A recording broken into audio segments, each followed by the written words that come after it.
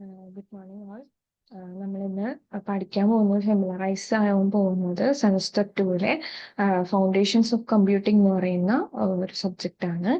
അതിന്റെ course code വരുന്നത് GXCST 203. അത് എയും ബിയും ഗ്രൂപ്പിനും ഉള്ള ഒരു സബ്ജക്റ്റ് ആണ്. എയും ബിയും എന്ന് പറഞ്ഞാൽ കമ്പ്യൂട്ടർ സയൻസ് CC പോലുള്ള ഗ്രൂപ്പ്സുകൾക്കുള്ളതാണ്. ഇനി അതിന്റെ എക്സാം മാർക്സ് വരുന്നത് കണ്ടിന്യൂസ് ഇവാലുവേഷൻ മാർക്സ് വരുന്നത് 40 മാർക്സിലും, അതായത് നിങ്ങളുടെ അസൈൻമെന്റ്, അതുപോലെ തന്നെ 2 സീരീസ് ടെസ്റ്റ്, അറ്റൻഡൻസ് ഇൻക്ലൂഡിംഗ് ആണ്. പിന്നെ എക്സ്റ്റേണൽ എക്സാം മാർക്ക് വരുന്നത് 60 മാർക്സിലാണ് വരുന്നത്. ഇതിന്റെ എക്സാം അവേഴ്സ് എന്ന് പറയുന്നത് 2.5 മണിക്കൂറാണ് ഇതിന്റെ എക്സാം അവേഴ്സ് വരുന്നത്. 2 hours 30 minutes ആണ് വരുന്നത്. തിയറി സബ്ജക്റ്റ് ആണ് വരുന്നത്. അപ്പൊ ഈ ഒരു സബ്ജക്ട് പഠിച്ചു കഴിഞ്ഞിട്ടുണ്ടെങ്കിൽ നമുക്ക് ഈ ഒരു കോഴ്സ് കഴിഞ്ഞിട്ടുണ്ടെങ്കിൽ നമുക്ക് ഒരു IT ഇൻഫ്രാസ്ട്രക്ചറിലെ ബേസിക് ബിൽഡിംഗ് ബ്ലോക്സുകൾ നമുക്ക് ഐഡന്റിഫൈ ചെയ്യാനായിട്ട് പറ്റും. അതുപോലെ തന്നെ ഒരു IT ഇൻഡസ്ട്രിയിൽ പോവുകയാണെങ്കിൽ അവിടെ നമ്മൾ യൂസ് ചെയ്യുന്ന പെരിഫറൽസും കമ്പ്യൂട്ടിംഗ് സിസ്റ്റംസും ഓപ്പറേറ്റിംഗ് സിസ്റ്റംസും ഈവൻ നെറ്റ്വർക്കിംഗ് വരെ ഫെമിലറൈസ്ഡ് ആവാനായിട്ട് നമുക്ക് ഈ ഒരു സബ്ജക്ട് പഠിച്ചു കഴിഞ്ഞാൽ സാധിക്കും. ഓക്കെ, അതുപോലെ തന്നെ നമുക്ക് ഡൈനാമിക് വെബ്സൈറ്റ്സ് ഒക്കെ നമുക്ക് എന്ത് ചെയ്യാൻ പറ്റും, അതിൽ ഡെവലപ്പ് ചെയ്യാനും ഡിപ്ലോയ് ചെയ്യാനൊക്കെ നിങ്ങളൊരു സ്റ്റാർട്ട് ചെയ്യുന്ന രീതിയിൽ നിങ്ങൾക്ക് സാധിക്കും. കുറച്ചൊക്കെ നിങ്ങൾ സ്കൂൾ ലെവലിൽ നിങ്ങൾ പഠിച്ചിട്ടുണ്ടായിരിക്കും വെബ്സൈറ്റ്സ് ഒക്കെ ക്രിയേഷൻ നമ്മൾ യൂസിങ് HTML. അപ്പൊ അതുപോലെ നമ്മൾക്ക് യൂസ് ചെയ്യാനായിട്ട് ഇതിൽ നമുക്ക് പറ്റും. ഓക്കെ, ഇനി നമുക്ക് ഇതിൽ നമ്മൾ യൂസ് ചെയ്യുന്നുണ്ട്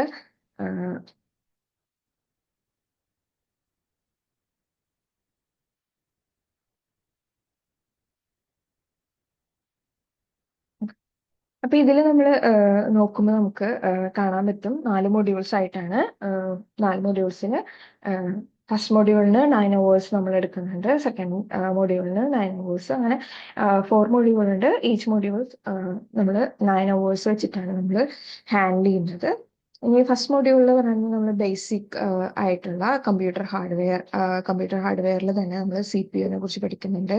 മെമ്മറിയിൽ തന്നെ മെമ്മറി ഹയറാർക്കി, പിന്നെ മെമ്മറി ഹയറാർക്കിയിൽ തന്നെ ഡിഫറെന്റ് ഹയറാർക്കീസ്, പിന്നെ വിർച്വൽ മെമ്മറി, പിന്നെ യൂസ് ചെയ്യുന്ന mother board, computer peripherals, storage devices, IO communication, അതുപോലെ തന്നെ ഇന്റർഫേസ് പാർട്സ്, ബസ്സസ്.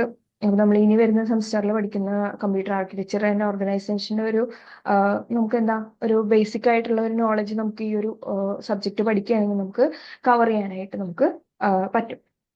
ഓക്കെ, അതാണ് ഇതിൽ പറയുന്നത്. ഇനി സെക്കൻഡ് മൊഡ്യൂളിൽ നമ്മൾ ഇംപ്ലിമെന്റ് ചെയ്യാൻ പോകുന്ന ബൈനറി റെപ്രസെന്റേഷൻ, അതുപോലെ തന്നെ അതിന്റെ ബേസിക് ആർക്കിടെക്ചർ, പിന്നെ execution cycles. Third module handle ചെയ്യുന്നത് കമ്പ്യൂട്ടർ സിസ്റ്റം സോഫ്റ്റ്വെയർ ആയിട്ടുള്ള ഓപ്പറേറ്റിംഗ് സിസ്റ്റംസ്, അതുപോലെ തന്നെ അത് യൂസ് ചെയ്യുന്ന basic Linux commands.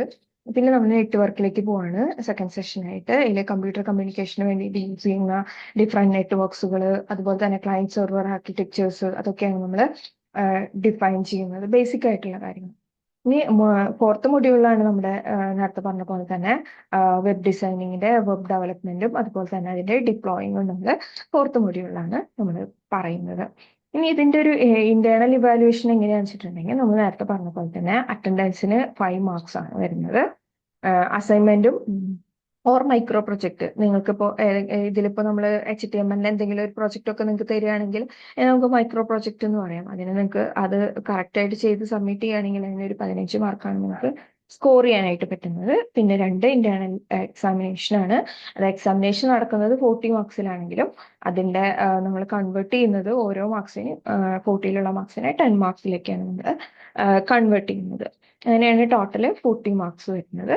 Then end semester examination ആണ്. അതിന് നമുക്ക് 2 പാർട്ട് ഉണ്ടായിരിക്കും. പാർട്ട് എയും പാർട്ട് ബിയും. പാർട്ട് ബിയിൽ നമുക്ക് എല്ലാ ക്വസ്റ്റ്യൻസും ആൻസർ ചെയ്യേണ്ടതുണ്ട്. പാർട്ട് ബിയിലാണെങ്കിൽ നമുക്ക് ഓരോ മൊഡ്യൂളിൽ നിന്നും 2 ക്വസ്റ്റ്യൻ ഉണ്ടായിരിക്കും.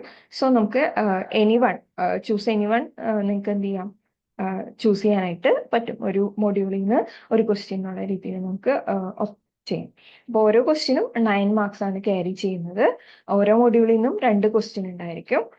One question should be answered. നിങ്ങൾ വൺ ക്വസ്റ്റ്യൻ എന്തായാലും നിങ്ങൾ ആൻസർ ചെയ്യണം. അപ്പോൾ each question can have A maximum 3 sub divisions. ഒരു ക്വസ്റ്റ്യൻ ഇപ്പൊ നമ്മൾ പറഞ്ഞ 9 മാർക്സിന്റെ ക്വസ്റ്റ്യൻ ആണെങ്കിൽ ഓരോ ക്വസ്റ്റ്യനും നമുക്ക് മാക്സിമം 3 ഡിവിഷൻസ് വരാനായിട്ട് പാടില്ല. അങ്ങനെയാണ് ടോട്ടൽ 60 മാർക്സ് നമ്മൾ വരുന്നത്. അപ്പോൾ ഫസ്റ്റ് പാർട്ടിലാണെങ്കിൽ നമ്മൾ 8 ക്വസ്റ്റ്യൻ ഉണ്ടായിരിക്കും, ഓരോ മൊഡ്യൂളിൽ നിന്നും 2 ക്വസ്റ്റ്യൻ വീതം, അങ്ങനെ 24 മാർക്സും. മറ്റേത് നമ്മൾ ഓരോ മൊഡ്യൂൾ 4 മൊഡ്യൂളിൽ നിന്ന് 9 മാർക്സിന്റെ ക്വസ്റ്റ്യൻസും ആണ് വരുന്നത്. സോ 36, അങ്ങനെയാണ് നമ്മൾ 60 വരുന്നത്.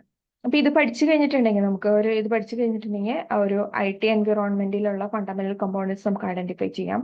പിന്നെ ഡേറ്റ റെപ്രസെന്റേഷനും CPU ആർക്കിടെക്ചേഴ്സും ബേസിക് ഫംഗ്ഷനിങ്ങും ഒക്കെ നമുക്ക് ഐഡന്റിഫൈ ചെയ്യാനായിട്ട് പറ്റും.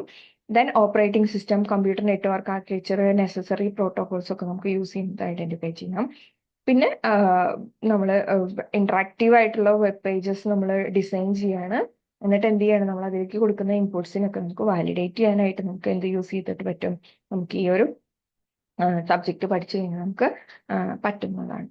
ഓക്കെ, അപ്പൊ ഇത്രയാണ് വരുന്നതിൽ കുറച്ച് ടെക്സ്റ്റ് ബുക്സുകൾ ഇവിടെ സ്പെസിഫൈ ചെയ്തിട്ടുണ്ട്.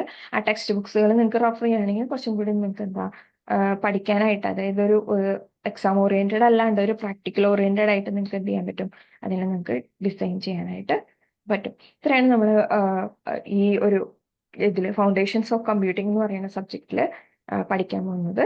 ദെൻ അതിന്റെ ഒരു ലാബ് പോലെയാണ് നമ്മുടെ IT വർക്ക്ഷോപ്പ് എന്ന് പറയുന്ന ലാബ് വരുന്നത്. അപ്പൊ ഇത്രയാണ് നമ്മൾ ഒരു ഫൗണ്ടേഷൻസ് ഓഫ് കമ്പ്യൂട്ടിങ്ങിൽ നമ്മൾ പഠിക്കാൻ പോകുന്നത്. ഓക്കെ, ക്ലിയർ ആയെന്ന് വിചാരിക്കും. Okay, thank you.